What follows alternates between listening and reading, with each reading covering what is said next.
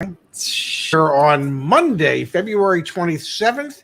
And this is news that you can use from CarEdge from our worldwide headquarters in downtown Bethesda, Maryland, even though it looks like we're sitting in my kitchen with your hosts, Ray and Zach. How are you today, Hanson? I'm doing great, Dad. I forgot that now with you back, I can use OBS again. So wow. All right, this is gonna give me one quick second, gang. We've got great news. Yeah. Truly some of the best Monday news we've had in a long time. And let me go ahead again. I was not prepared for this, so let me get the window up. Give me 1 second.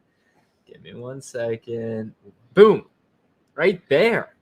Right there, what? Honda reintroduces LX trim slashing Civic and CR-V's base prices. Hey, somebody's paid attention to us. Congrats, community. The 2023 Civic now starts at under $25,000, and the 2023 CR-V slides in just under $30,000, dropping by $3,200. I'm going to pull up an article we had written a while ago talking about the vehicles that had the most significant price increases year over year. What are your initial thoughts on this, dude, Dad? Well, I just got to say, I mean, that pickup truck for sale behind, that looks so cool. It does. It really does. That is one of my favorite pieces of art. Why you bought it? Well, yeah, I just, being a car guy. What was the question again? Thoughts on Honda bringing back their base trim level. And for those of you who are unfamiliar, they literally said, we are not going to make the LX trim because it's more profitable for us to make other vehicles. Yes. And now they've come back and said there's actually unprecedented demand for cheap cars. Go figure. When the average transaction price in America approaches $50,000, and the average transaction price for like F-Series pickups approaches $66,000. Yeah, it's time for manufacturers to reintroduce some base level vehicles. Are the profit margins as high in those as it is in the other vehicles? Absolutely not. Is there a strong need and desire for those vehicles? Yes, by plenty of Americans who find themselves priced out of the market because of average transaction prices and what the average interest rates are today. So it is really, really good news that Honda has heeded the desires of the public to bring back more of their lesser expensive vehicles so that those who want to get new instead of overpaying for a pre-owned car will be able to do so. And you've got to think they're the first of what should be a wave of likely, I'm going to say domino. The first domino to fall, yeah. Because we've seen, and I'll pull that data up on the screen, we can look at it all together. We saw, and I think we reviewed this data a little bit last the other week, day. Yeah. This is from Cox Automotive. What do they know? 6 years worth of trends. Yes. Of MSRPs. You've got blue line are starting MSRPs under $25,000. You've got green line starting MSRPs are over $60,000. 78% decline in under $25,000 cars, 163% appreciation in new cars that cost more than $60,000. We talk about it all the time, the affordability crisis. GM wakes up and they say, oh, our dealers' lots are getting too full. Let's not lower the prices. Let's stop production. Honda's executives wake up and they say, oh, we can't produce enough cars. We're already struggling to do that. But we see there is, quote, unprecedented demand if we build inexpensive vehicles. Again, what do? They renege on their original decision to just build more expensive vehicles. Shame on you, General Motors. Congratulations, Honda. First domino to fall of likely many. There's a vast majority of people out there who would like to be able to buy a new car, but are absolutely priced out of the market with the current conditions and with the current starting prices for so many models. Your sister and her husband, they ended up with a CX-5 because it was a brand new one because it was under $30,000. And between the two of them, they make a decent living. Yeah. But they didn't want to put themselves so far in debt that it didn't make sense. So there are many, many people that are looking for reasonably priced, quality transportation options out there. Obviously, we know Honda makes fine quality product. Yep.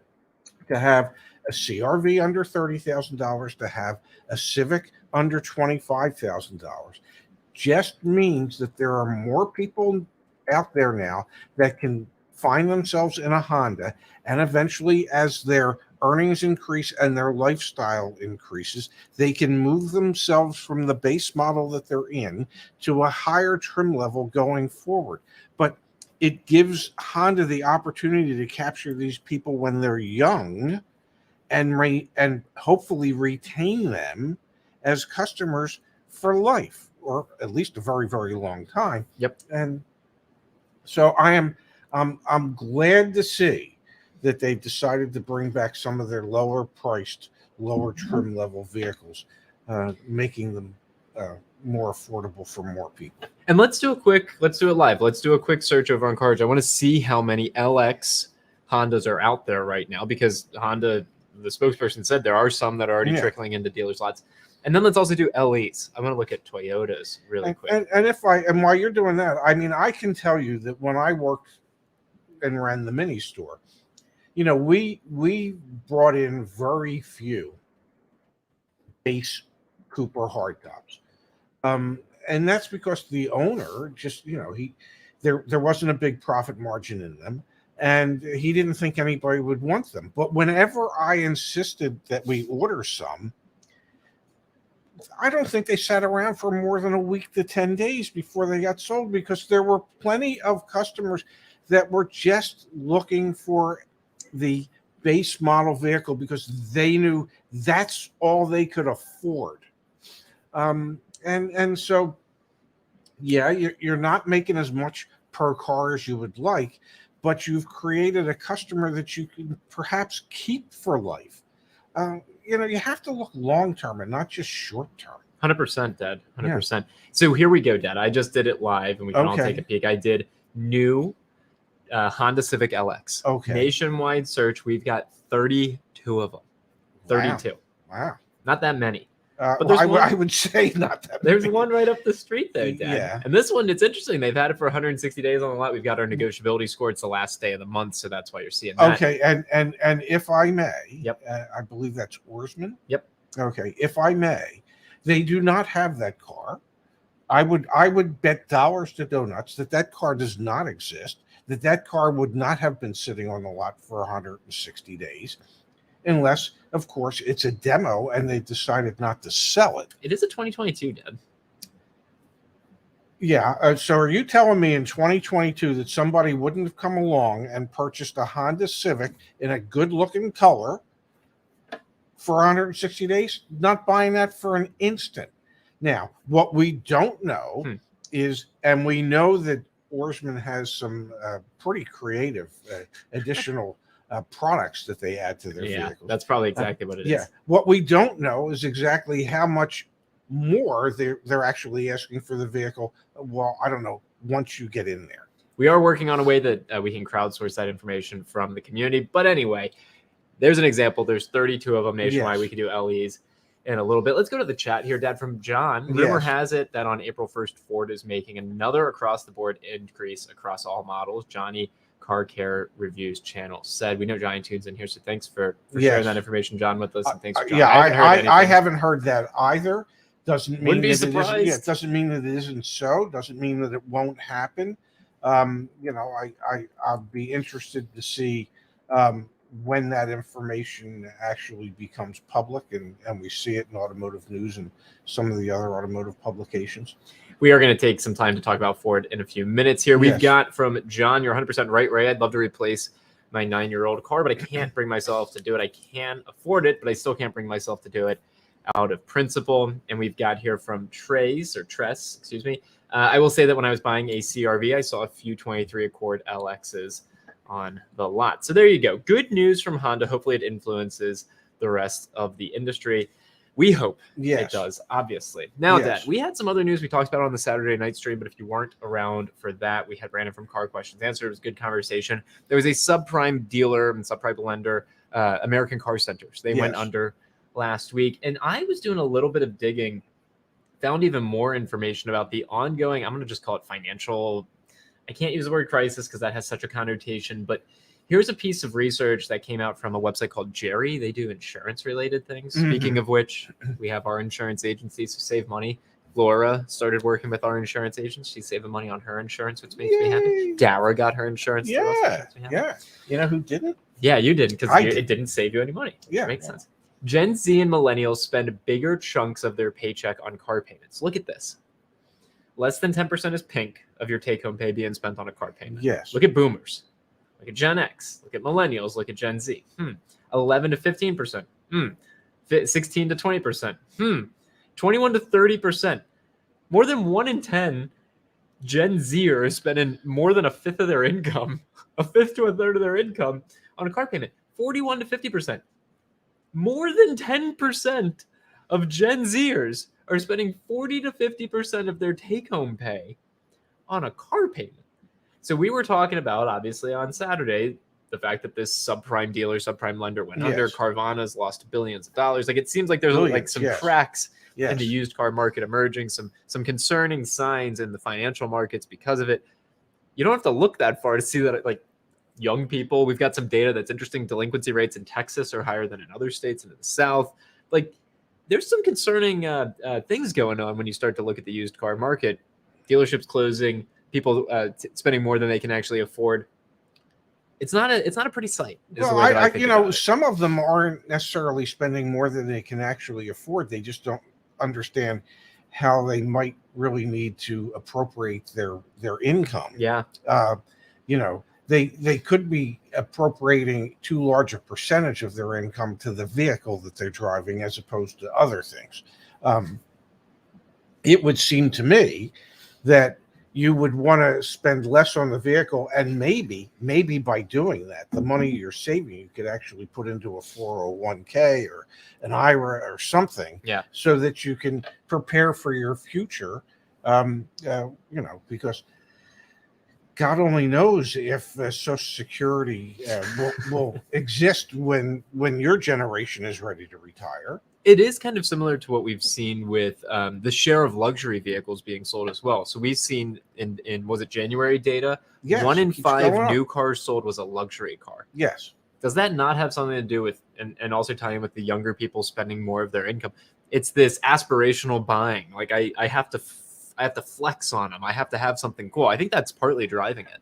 When I first started in the business in 1977, I think it was, and eventually made my way to working to higher-end dealerships. And the one thing I realized when I did that is we didn't see a lot of young people necessarily coming in to buy Acuras. Okay. I mean, there was a younger subset that came in for the Integra, because that's what the Integra was intended for. It was an entry level Acura to get people used to a higher, more upgraded vehicle, but it was affordable and kids could look at that. But then you would get into the TL and the RL and people weren't as inspired in the 90s and the early 2000s to stretch for a car that said they had accomplished or maybe accomplished something in their life, as they seem to be today. At that time, people seem to want to stretch more for a home than an automobile. At that time, or you're saying now? No, at that time. Yeah. And today, it's the car. The younger generation. It's watches and it's cars. It's jewelry, I should say. Yeah. In cars. Yeah. And it's so gaudy things, Dad. That's what it is. I see it gaudy. It's showy. I see some comments in here. Don't you love social media? I do think that's a huge component to this. I see it with my peers. They want to own the nice car. They want to flex. Well, they want to show off. That's because there's so many influencers. Okay. And what people have to realize is, well, the influencers are getting their stuff for free. Okay. That's my truck right there. That's yeah. That and if I remember, it has no papers. No papers. So that it's a slightly different mindset today. Definitely. It was it it was an older clientele that was stretching for those luxury vehicles earlier in my career than what it is today. Yeah. It's different. It's just a different mindset. I mean, I can't imagine, over stretching for a car as opposed to stretching for a house. So and let's just hit on this really quickly. Your rule is no more than 10% of your take home should go towards a car payment. And car payment being not just the loan, it's everything. The car expense. The car expense. Yes. What's the most you think when you reflect? Because we just pulled up the data. Some Gen Zers out there, 1 in 10 Gen Zers that owns a car is spending 40 to 50% of their take home on their car. They're crazy. What's the most you think you ever spent on a car payment? Total car payment in a month. I mean, what would it have been when you owned an MDX? Maybe. Yeah, but I was buying the MDXs right. Yeah. And we had kids, young kids, young drivers. So the insurance went up. Yeah, probably but we were in a position that we could. It still wasn't 40% of your take home. It wasn't 40%. Between a dual income family. As a single, what do I spend now? $600 a month. Do you take more than that? And I question and literally I question my sanity for doing it. For sure. I've had the car 10 months. I have 2,700 and some miles on. But why is this so important when you put it into the context of the lead story over on Auto Finance News? The fact that a subprime auto lender, American Car Center, closes for business. Because, guys, the way that they funded that business was by getting bonds that were securitized, backed by their loan portfolio. In the past 5 years, they had done $1.2 billion in ABS deals. They brought in $1.2 billion of operating capital that was securitized, backed by the fact that their loan portfolio, those people were going to pay off their loans. They were then going to be able to pay back the bond issuers, and everyone would be happy. Well, they went out of business because they just tried to do another $220 million, and no one would pay for it. No one would buy it. No one would lend the money. And why is that? Because they're looking at the same data we're looking at, guys. Yes. It's not that hard. It's not that hard. The signs are there. Yeah, the information's there, and you don't have to dig all that hard to find it. You just have to take the time to not only find it and read it and analyze it, and you can take a look and you go, I think there could be some issues moving forward. All right, let's switch gears and chat Ford for a moment here. A couple interesting stories over on FordAuthority.com. Good website. Ford supply chain exec Annie Louie, leaves company. I haven't read this, but this is fascinating to me. Let's take a peek. Over the past 3 years, the automotive industry has faced many supply chain issues, limiting production, yada, yada, yada. Ford supply chain management and Jonathan Jennings as vice president.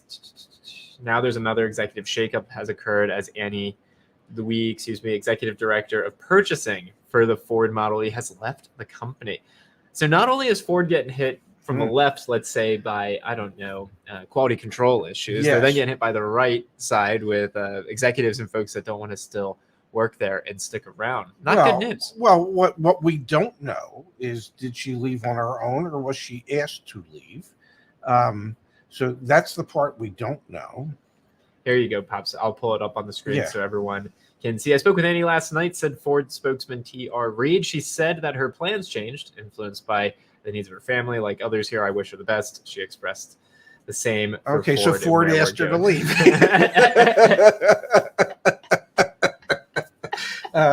Yeah. The plans for your family. Yeah, things changed. Yeah. Well, we're not going to pay anymore, so you need to find other plans to be able to provide for your family. Could be. Yeah, maybe the stuff that she was finding just wasn't cheap enough for them to continue, because they're losing, allegedly. Yep. They're not making any money on their electric vehicle division.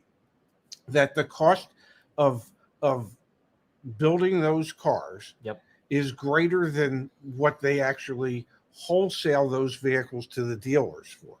Now, as a long-term business strategy, I know that doesn't work. Okay, you can't spend more to build it than what you're selling it for and continue to stay in business for a very, very long time. So, somewhere along the line, somebody at Ford must be going, we need to be able to find the stuff we need at an even cheaper price. Well, they already have quality control issues because a lot of the components that they found at a cheaper price just aren't very good components. Yep. So I maybe they just really need to adjust their pricing so that it reflects what their cost is. From Randy, what would help is for Ford and GM to follow the lead of Honda, Toyota, produce small, inexpensive sedans. Yeah, they would definitely capture market share, but again, they don't make quite as much money that way. And interestingly, on the EV front, supposedly they don't make any money. There was another piece of Ford news, which was that they lost the who was it? Consumer Reports or this was Power? Or, this was I don't know. Which one is this? S&P Mobility or something. I never heard of them. But that's besides the point. No, S&P is huge. S&P. No, well, I don't know. Was it S&P Mobility? It was on Automotive News. Here, I'll pull it up. It's over. Give us 1 second here. It's Automotive Loyalty. Yeah. All right, so here we go. Ford loses as overall measured loyalty by. Award. They lost it to Tesla, so yes. it's clear there. Ford has long enjoyed having some of the most loyal customers in the automotive world, most of whom have come back to the brand time and time again. In fact, the Blue Oval topped S&P Global. S&P is massive, so yes. you know S&P. Would that be Standard & Poor's? Yep, Mobility's overall loyalty to make category in the Automotive Loyalty Awards. Yeah. Man, that's a mouthful. For yes, an impressive 12 consecutive years, as well as tracking up 21 total wins. I wonder if this has anything to do with increased prices and terrible quality. Well, I don't know. Good. Tesla managed to wrangle the honor away from Ford this year, a change that S&P at least partially attributes to supply chain shortages, as some customers were apparently enticed to switch brands with so few choices on dealer lots. So congratulations to Tesla. Yes. They're now the and S&P. Tesla was number one in a number of categories. That honestly, if I may, honestly mean nothing. Okay, I mean that doesn't matter if Tesla wins it or someone else wins it. These categories mean nothing. The whole thing means nothing. Yeah. Okay, it just, but it is some type of unique measure of loyalty that customers might have to a brand.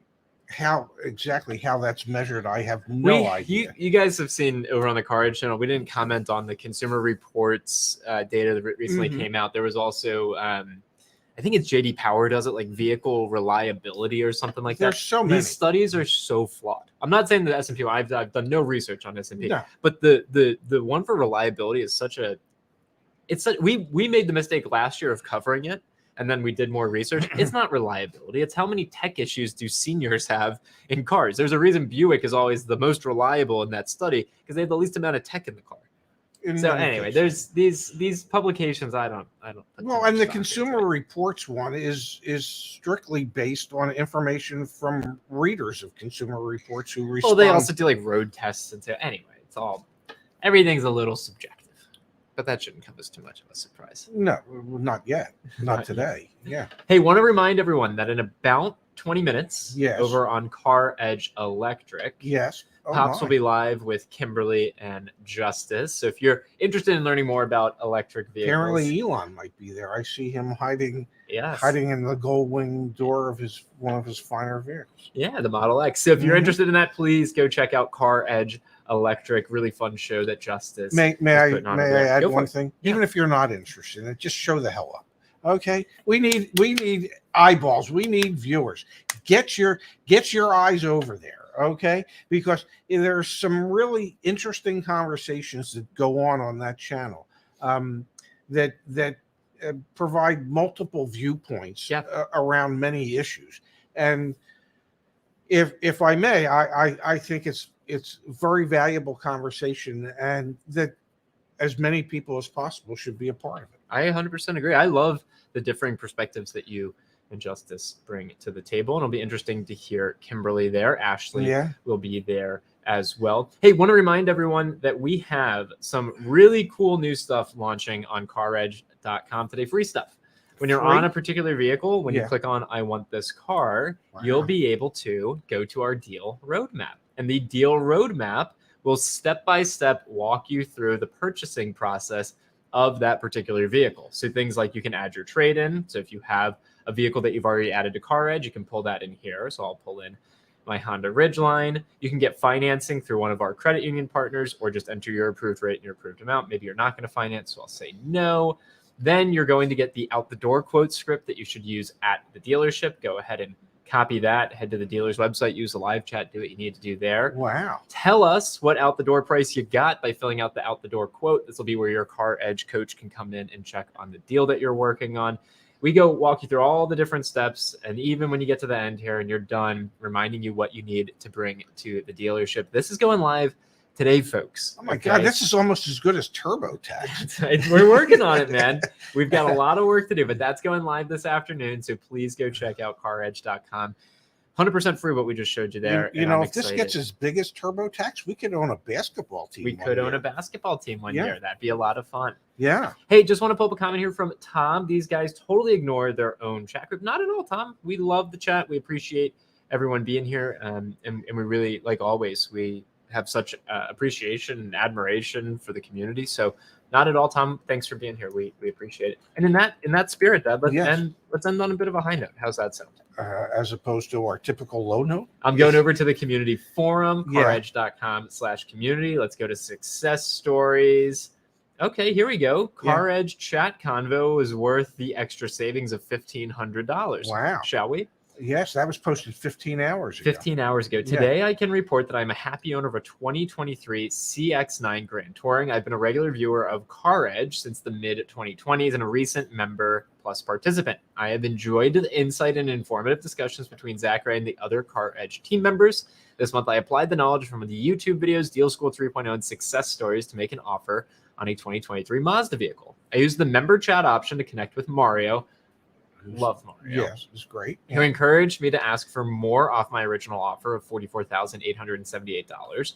I was inspired with his success to negotiate over 7% off MSRP. I did contact a New Hampshire dealer that was offering a $43,616 on a GT model plus free delivery to Massachusetts. I went to the dealer. I went to purchase at the local dealership because I like supporting local businesses. I like that. Therefore, letting the Massachusetts dealer know that the competition of a regional Mazda dealership was a plus for me. I got an additional $1,500 sell price reduction. The price ended up being $43,378. In the end, I am happy with the car purchase experience because CarEdge, I would not have been confident or aware of my bargaining power without them, thanks to the team. My offer was successful because I had an insight of CarEdge in my head, reminding me that CX-90 models are coming soon. The dates on the lot, the vehicle was over 100 days. The manufacturer incentives with financing of 3.9%, which is awesome. Yeah. Are strong. Zoom. Well, you So know, not only do we go to the needs the chat. Ray Shefska stamp of approval. Unclear if he or she, but either way, Yes, congratulations that person. on a job well done. Yes, congratulations. All right, you need to go to the makeup room before your next show. Again, CarEdge. Maybe get a quick shave in. CarEdge Electric. Please, everyone, go check that out. We'll be back when?